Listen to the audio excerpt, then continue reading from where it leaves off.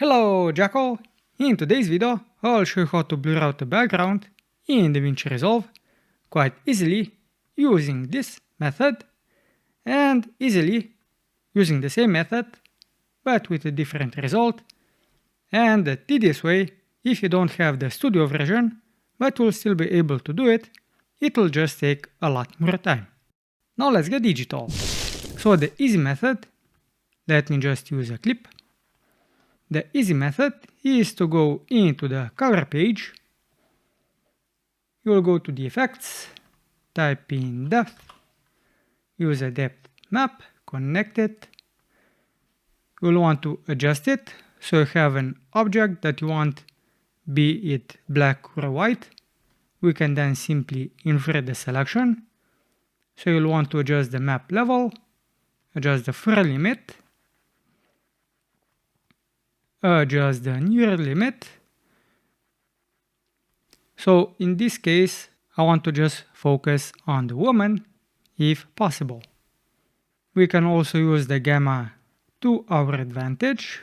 In this case, not the best solution, but let me see what I can come up with. We can also isolate specific depth, though in this case the woman is standing in the same plane as this wall. So I would expect this wall to also be in focus.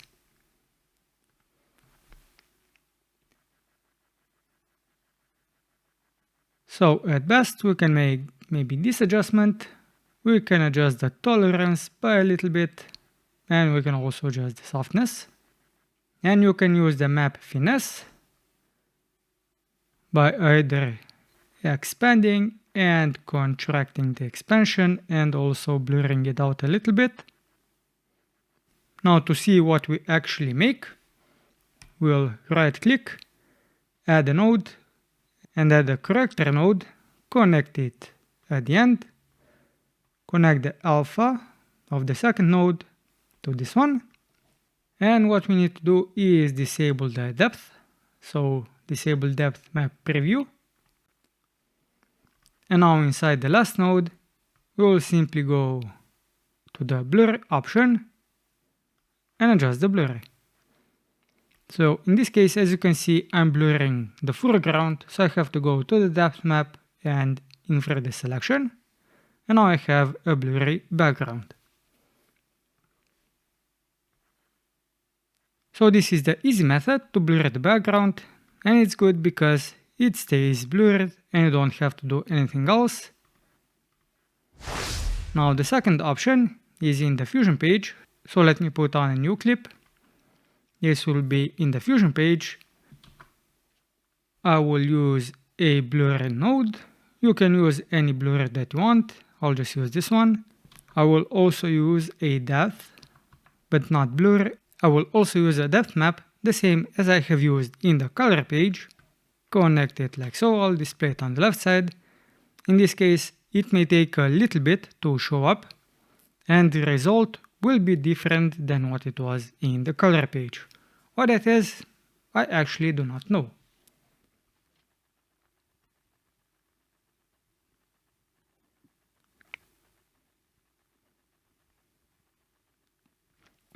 So I think this looks okay. Now if I disable the depth map preview, we can see some alpha around the selection, which is what we don't want. Now how I have fixed this is I have basically used a bitmap node.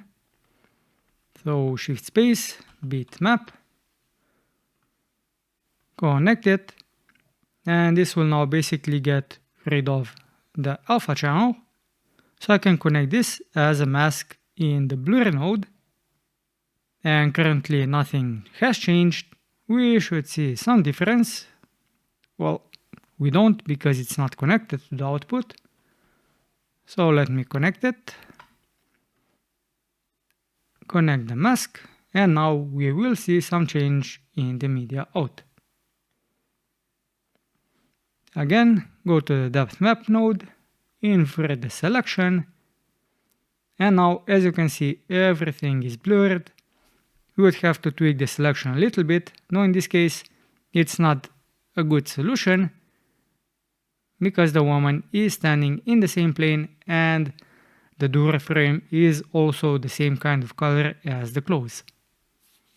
Now this was the second option, how you can blur the background, and this also is studio only as far as I know, unless they have changed the depth map and also introduced it in the free version. But what you can do if you only have the free version is use polygons. So I will also just copy this blur node, connect it, then we can disable it for now.